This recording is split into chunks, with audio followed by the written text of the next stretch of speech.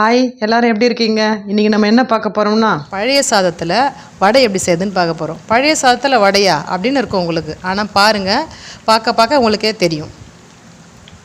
இப்போ தான் எங்கள் சேனலில் ஃபஸ்ட் டைம் பார்க்குறீங்கன்னா சப்ஸ்கிரைப் பண்ணிக்கோங்க. பக்கத்தில் இருக்கிற பெல் ஐக்கானை ப்ரெஸ் பண்ணிக்கோங்க. அதுக்கு தேவையான பொருளை என்னென்னு பார்த்துக்கலாம் வாங்க. பழைய சாதம், 2 வெங்காயம், 3 பச்சை மிளகா, கொத்தமல்லி, கருவேப்பிலை, கடலை மாவு, உப்பு. இதுதான் தேவையான பொருட்கள். இப்போ இந்த பழைய சாதத்தை மிக்ஸி ஜாரில் போட்டு சும்மா லைட்டாக ஒரு திருப்பி எடுத்து அதில் போட்டுக்கலாம். இப்போ அரைச்சாச்சு. இப்போ அதை வெங்காயத்தில் சேர்த்துக்கலாம். இப்போ பொடியாக நறுக்கின வெங்காயம், பச்சை மிளகா, கொத்தமல்லி, கருவேப்பிலை இதெல்லாம் போட்டுட்டு பழைய சாதத்தை அதில் சேர்த்துக்கலாம்.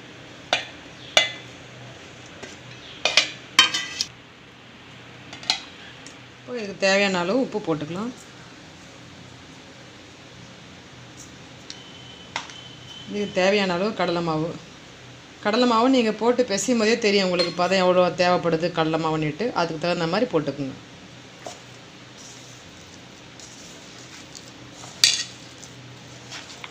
அவ்வளோ தேவையான அளவு கடலை மாவு போட்டு பிசைஞ்சாச்சு. இந்த பதத்துக்கு தான் இருக்கணும்.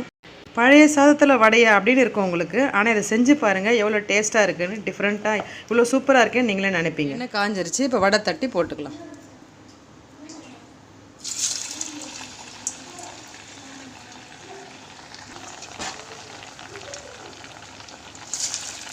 இது செஞ்சு சாப்பிட்டு பாருங்கள் எவ்வளோ சூப்பராக இருக்குன்னு நீங்களே கமெண்ட்டில் சொல்லுவீங்க.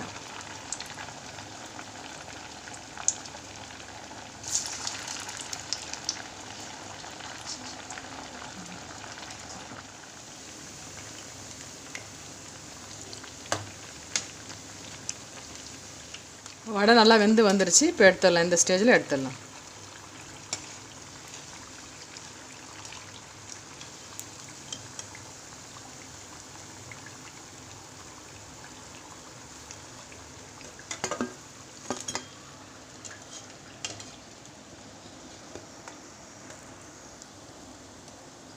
பார்க்குறதுக்கும் சரி, சாப்பிட்றதுக்கும் சரி, பழுது செஞ்ச வடை அந்த மாதிரியே தெரியாது. இதை செஞ்சு சாப்பிட்டு பார்த்துட்டு லைக் பண்ணுங்கள், ஷேர் பண்ணுங்கள், சப்ஸ்கிரைப் பண்ணுங்கள், பக்கத்தில் இருக்கிற பெல் ஐக்கானை ப்ரெஸ் பண்ணுங்கள், கமெண்ட் பாக்ஸில் கமெண்ட் பண்ணுங்கள்.